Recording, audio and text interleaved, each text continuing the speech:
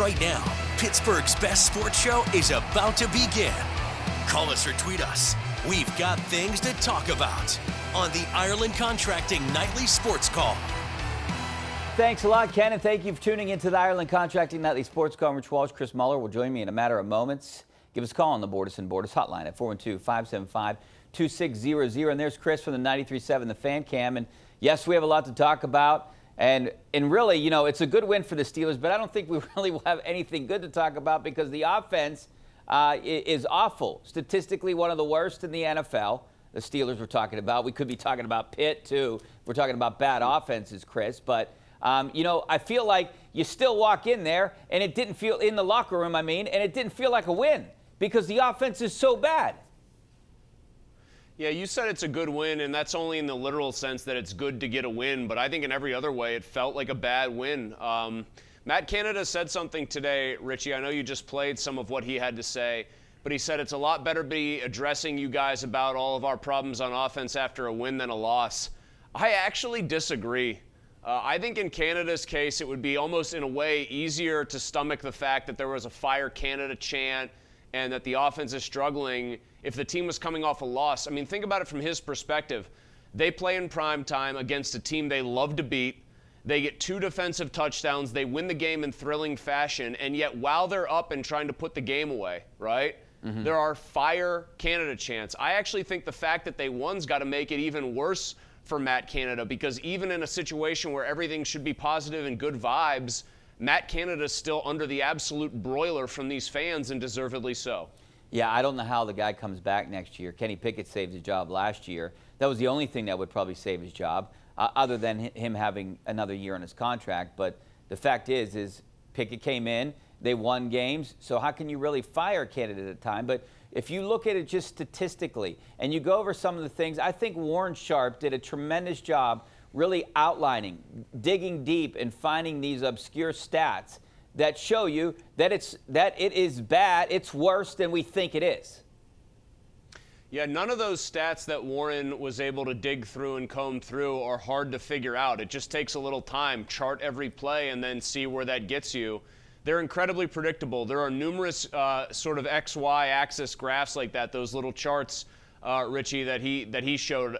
And all of them, the Steelers are always, when their offense is the subject, in one of the extremes. They're always in the extreme bad, almost always by themselves.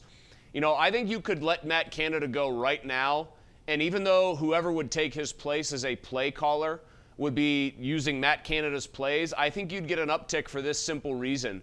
They're incredibly predictable. 80% plus of their snaps from the shotgun are pass plays. 90% of their plays when Kenny Pickett's under center are runs.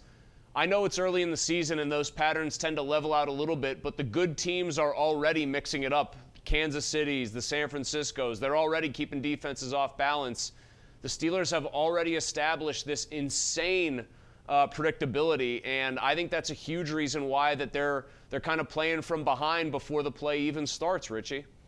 Yeah, and you can see all those other teams are in that middle of that graph, and then when you see the Steelers, obviously outliers by the round 85% throwing, close to 90% throwing passes in the shotgun. I told our photographer, Ian Smith, who shoots every single game, I said, hey, when they're in the shotgun, you know they're going to pass, and when he's under center, they're going to run. So it's easy. It makes things easy for our photographer on the sidelines because even we all know what they're going to do. You know, there was a play that I thought was really damning, and somebody put a cut-up of it on, and it's not the 3rd and 1 zone read where I almost felt like today Canada sort of suggested subtly that Pickett was the one who made the bad read on that play, which I've seen other people say. It was the end around to Calvin Austin after they had finally ripped off a couple good runs. I think they were in about 2nd and 7, 2nd and 6. And if you watch Cleveland's weak side linebacker, Richie, on that play, he never, not once, does he even take one step towards the middle of the field to flow towards, the fake little dive between center and guard. He just makes a beeline straight up the field, right where Calvin Austin's going to end up, and is right there to meet him. And it just makes you wonder if they're definitely the worst offense in the league. I think by a pretty wide margin, they're also the most predictable. And that just, again, makes it exceptionally difficult to get anything going. Dan Orlovsky also said it well about Matt Canada. Other guys call a game and really like get into the flow of the game. Matt Canada just calls plays. What do you think it is? I mean, I want to answer this before we get to break. I mean, maybe we should wait. Here's the question, and I want you to think about it. Why haven't they changed? I mean, if I'm a head coach of anything, no matter what it is, and we are so bad at something, I'm trying to do whatever I can to change, but nothing has changed. They still have the same play calls. They're still doing the same predictable offense. They're not changing up anything. This is what I don't understand. Is it arrogance? Is it, we know more than everyone else? What could it be? I want to hear your answer after the break because it just astonishes me. I still scratch my head like every week, can we do something different? Try at least. All right, I want to hear what the phone callers have to say too. 412-575-2600 on the Borders and Borders hotline. Back in a couple minutes.